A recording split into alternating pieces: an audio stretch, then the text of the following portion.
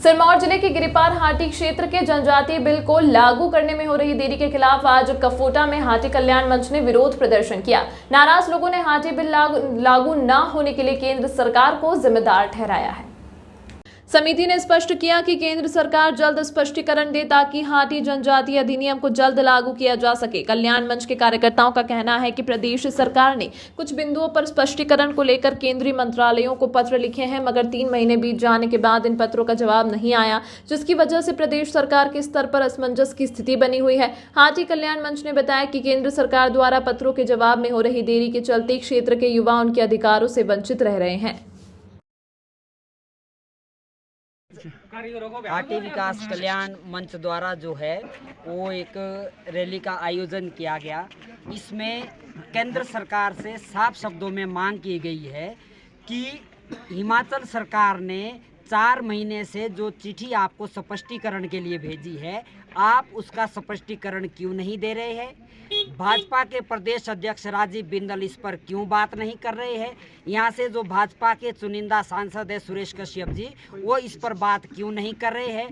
जबकि हिमाचल सरकार ने माननीय मुख्यमंत्री ठाकुर सुखविंदर सिंह सुक्खू जी ने, उद्योग मंत्री ठाकुर हर्षवर्धन चौहान जी ने साफ शब्दों में कहा है कि जिस दिन भारत सरकार से स्पष्टीकरण आएगा उसके 24 घंटे के अंदर गिरिपार क्षेत्र के हाटियों को जो है उनका अधिकार मिल जाएगा। इसलिए इस मंच के माध्यम से हम आग्रह करते हैं, चाहे वो तथाकथित केंद्रीय हाटी समिति है, चाहे ठेकेदार नेता है, कृपया आप जो यहाँ उल जलूल भाषणबाजी या उल जलूल बयानबाजी कर रहे हैं उससे बाज आए और केंद्र से हिमाचल सरकार द्वारा पूछे गए स्पष्टीकरण का जवाब लाए, ताकि लोगों के युवाओं को जो उनका अधिकार मिल सके, ये कानून जो है गिरिपार क्षेत्र में लागू हो सके।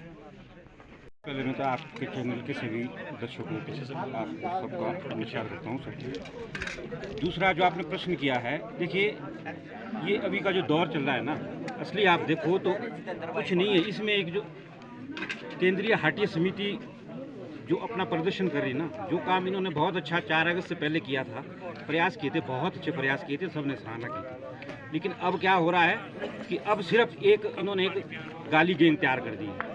सिर्फ मंचों पे क्या हो रहा है, घाटी की बात बाद में होती है, पहले गालियाँ शुरू होती है, मुर्दाबाद शुरू होता है, उसके बाद थोड़ा बहुत अगर बोल भी दिया।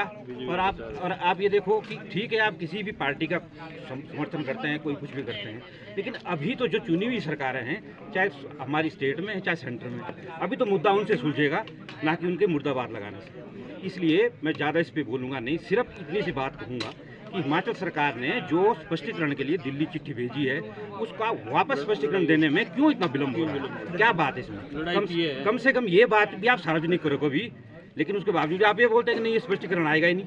क्या भारत सरकार केंद्रीय हाटी समिति का सुनती है या भारत सरकार को आप चला रहे हैं फिर? इसलिए विनम्र निवेदन है कि जो आप केंद्रीय हाटी समिति के आप बहुत सुलझे हुए लोग हैं, आप अमित चंद जी हैं, शास्त्री जी हैं, बहुत सम्मान करते हैं आप लोगों का।